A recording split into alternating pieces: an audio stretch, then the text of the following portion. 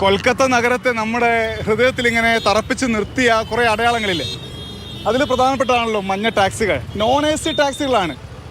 Non A C ആയിട്ട് പോലും ഈ മഞ്ഞ ടാക്സികൾക്ക് ആരാധകർ അല്ലെങ്കിൽ ഇതിൽ കയറി യാത്ര ചെയ്യാൻ ആളുകൾ ഒരുപാട് പേരുണ്ട്.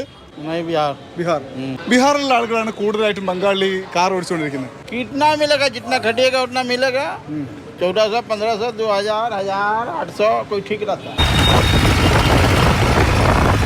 ഏതാണ്ട് പ്രതാപം നഷ്ടപ്പെട്ട് പോയിക്കൊണ്ടിരിക്കുകയാണ് ഈ മഞ്ഞ ടാക്സികൾക്ക്. കാരണം ഈ അംബാസിഡർ കാർ 15 വർഷത്തിന് ശേഷം നിരത്തുന്നൊഴിയണമല്ലോ.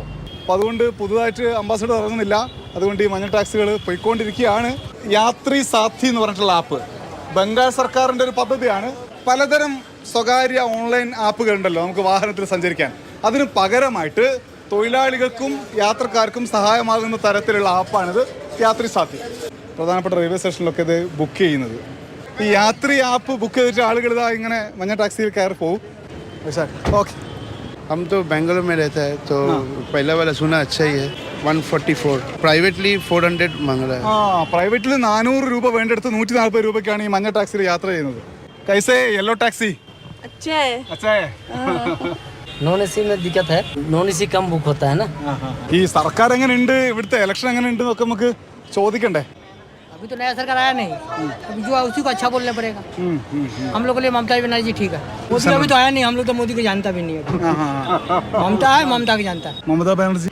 ममता बनर्जी तो हम लोग का खा गया, क्या करेगा. पहले सीपीएम का पार्टी में हम लोग का बढ़िया सा था. कम्युनिस्ट है? हम तो कम्युनिस्ट नहीं, हमारा पिताजी पहले कम्युनिस्ट थे. नहीं, सरकार अच्छा हम लोग का बहुत परेशान करता है, केस उस बहुत देता है. कहाँ मिला है वो? यात्री साथ जब से वो तो अच्छा चल रहा है. യാത്രി സാഥികളുണ്ട്, നന്നായിട്ട് പോകുന്നു എന്നാ പറയുന്നത്.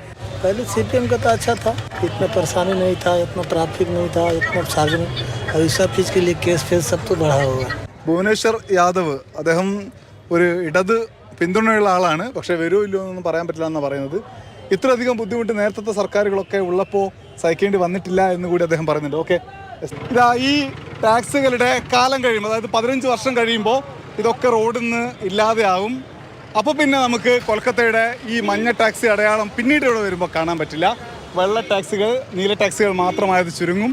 അങ്ങനെ ഈ മഹാനഗരത്തിൻ്റെ ഒരടയാളം നഷ്ടപ്പെടുമെന്നുള്ളതാണ്.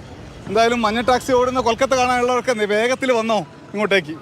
ഓക്കെ, മോട്ടോർ സൈക്കിൾ ഡയറി യാത്ര തുടരുന്നു ഇവിടെ നിന്ന് മറ്റൊരു സ്ഥലത്തേക്ക്.